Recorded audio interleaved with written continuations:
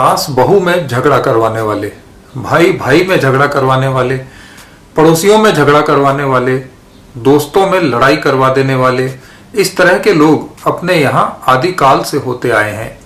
इनकी पहचान भी काफी आसान होती है। लोग चुगली लगाने वालों और भड़काने वालों को अच्छी तरह से पहचानते हैं। कभी कभी तुरंत नहीं पहचान पाते तो एक दो झटके खाकर अच्छी तरह पहचान जाते हैं। हर गांव गली मोहल्ले में दो चार ऐसे लोग होते हैं जिनको झगड़ा करवाने में बड़ी महारत हासिल होती है। इससे उन्हें कुछ मिलता नहीं है, बस संतोष मिलता है। कलेजा ठंडा हो जाता है जब 3-4 पीढ़ी से साथ रह रहे परिवार में अलग चूल्हे जलते दिखाई देने लगते हैं। ये मजा लोग सदियों से लेते आ रहे हैं। झगड़ा करवाने वाले आसपास के लोग ही होते हैं, कई बार अपने ही होते हैं। इन्हें समाज ने स्वीकार भी कर लिया है।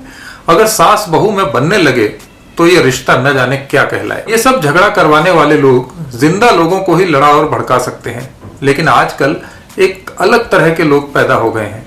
ये मरे हुए लोगों में भी झगड़ा करवा देते हैं। बड़े हाईटेक लोग हैं, टेलीविजन पर नजर आते हैं, सोशल मीडिया में घुसे रहते हैं।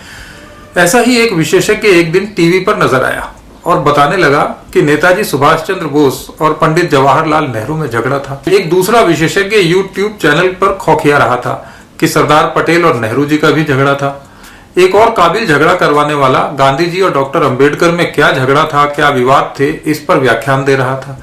इनकी सुन लो तो ऐसा लगे कि हमारे सारे महापुरुष एक दूसरे का चेहरा भी नहीं देखते होंगे, झगड़ते ही रहते होंगे। ये झगड़ा करवाने वाले टीवी पर अपना ज्ञान देकर घर चले जाते हैं और इनकी बातों पर विश्वास करने वाले ये झगड़ा लेकर पंचायत, पान की दुकान, स्कूल, कॉलेज और अपने घर तक चले आते हैं। जाने कितनी फुर्सत है कि दाल, रोटी, सिलेंडर और पेट्रोल कुछ नहीं दिखता। 100 साल पुराना इतिहास नजर आता है। एक बार एक चाय की दुकान पर लोग शांति से चाय पी रहे थे, बिस्किट चबा रहे थे, तभी झगड़ा शुरू हो गया। एक ने कहा नेताजी को देश चलाने को मिलता तो मुल्क की तस्वीर ही दूसरी होती। दूसरे ने कहा सरदार पटेल भी बन सकते थे। तीसरा बोला नेहरू जी सबसे काबिल थे। तो अच्छे खासे माहौल में कड़वाहट घुल गई। जिसने झगड़ा लगाया था आराम से चला गया और बाकी के गुस्से में चाय के कुल्हड़ के किनारे की मिट्टी चबाने लगे। कोई नहीं जानता कि 100 साल पहले क्या हुआ होता तो आज क्या होता। बुआ जी के मूछें होती तो फूफा जी होते। लेकिन हमें झगड़ना है, इसलिए झगड़ा करवाने वाले मजे में हैं। वे किसी भी महापुरुष को दूसरे महापुरुष से छोटा या बड़ा बना सकते हैं। वे साबित कर सकते हैं कि फलाना महापुरुष अय्याश थे, फलां की गलती से देश टूट गया, फलां में समझ की कमी थी।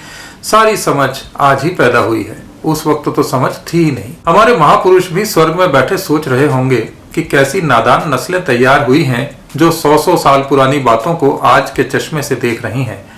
हमारे पूर्वजों को बांध, बिजली घर और अस्पताल खोलने की जगह असल में चश्मे की दुकानें खुलवानी चाहिए थी।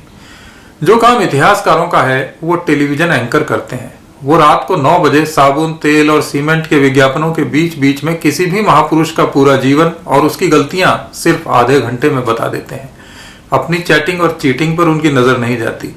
जिन्हें खुद के इतिहास का पता नहीं वो आजकल मुल्क के इतिहास की गलतियां ठीक करने में लगे हैं। जिन्हें भविष्य की बात करने से डर लगता है वही लोग गड़े मुर्दे उखाड़ते हैं।